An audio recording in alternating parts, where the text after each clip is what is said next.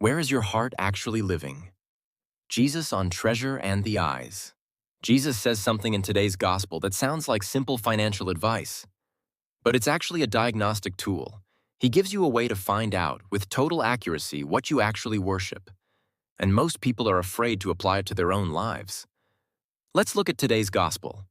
Matthew 6:19-23. Jesus said to his disciples, "Do not store up for yourselves treasures on earth, where moth and decay destroy, and thieves break in and steal. But store up treasures in heaven, where neither moth nor decay destroys, nor thieves break in and steal. For where your treasure is, there also will your heart be. The lamp of the body is the eye. If your eye is sound, your whole body will be filled with light. But if your eye is bad, your whole body will be in darkness. And if the light in you is darkness, how great will the darkness be?" To feel the weight of this teaching, you need to understand what treasure meant to Jesus' first listeners. There were no banks. Wealth in the ancient world was physical. Grain stores, fine cloth, oil, precious metals. Grain could be eaten by moths and weevils. Cloth decayed. Without vaults or locks like we have today, thieves tunneling through mud brick walls was a real and constant threat. When Jesus says thieves break in and steal, his audience pictured something they had personally feared or experienced. This teaching follows directly after the passage on prayer and forgiveness. Jesus is building a single argument across this part of the Sermon on the Mount.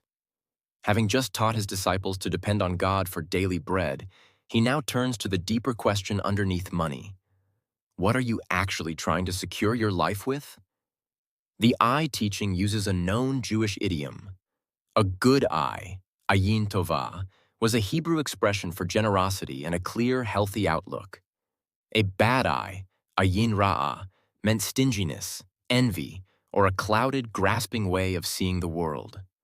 Jesus' listeners would have immediately understood this wasn't really about eyesight, it was about moral vision.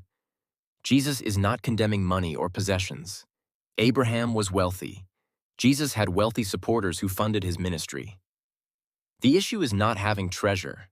It's where you store it, meaning what you build your life's security and identity around. The key sentence is the hinge of the entire passage. For where your treasure is, there also will your heart be. Notice the direction of that sentence carefully. Jesus does not say, where your heart is, there your treasure will be, which is what we usually assume. We think our hearts come first, and our spending simply follows our feelings. Jesus reverses it.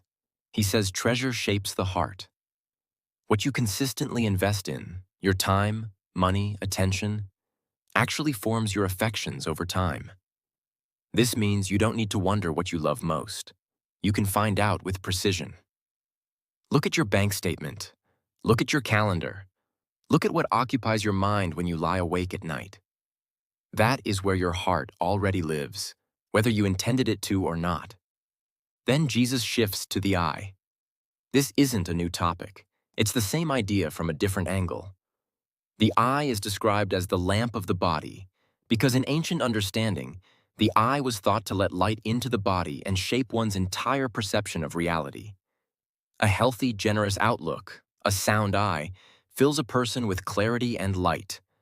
A grasping, envious outlook, a bad eye, spreads darkness through someone's entire way of seeing the world, their relationships, their contentment, their peace. Common misunderstanding. Many people hear store up treasures in heaven and think Jesus means only prayer, church attendance, or explicitly religious acts. But in the wider context of Matthew's gospel, treasure in heaven includes how you use what God has given you here. Generosity to the poor, integrity in business, faithfulness in relationships. Heaven's treasury is filled by earthly choices, not escape from earthly responsibility. Another misunderstanding. This is not a teaching against planning, saving, or working hard. The Bible elsewhere praises diligence and provision for one's family. The warning is against security and identity being rooted in wealth, not against wealth's responsible use. A diagnostic exercise, not just a metaphor. Pull up your bank or credit card statement from last month. Don't judge it yet, just look at it honestly. What does it reveal about where your heart has actually been living? This is uncomfortable, but Jesus intends for it to be revealing, not condemning. In business, a business owner can build wealth without that wealth owning them. The test isn't the size of the bank account. It's whether you could lose it tomorrow and still know who you are. If the thought of financial loss produces identity-level panic rather than practical concern, that's a signal worth examining honestly. In parenting, children absorb what their parents treasure long before they understand any sermon about it. If a household's stress, conversation, and energy revolve entirely around money and acquisition, children learn that lesson early, regardless of what's said at church on Sunday. In anxiety about the future, often what we call financial anxiety is actually treasure anxiety, fear of losing the thing we've quietly made our security. Naming that honestly is the first step toward loosening its grip. In generosity, the good eye Jesus describes isn't really about money amounts. It's a way of seeing the world as a place of abundance rather than scarcity, where giving doesn't feel like loss.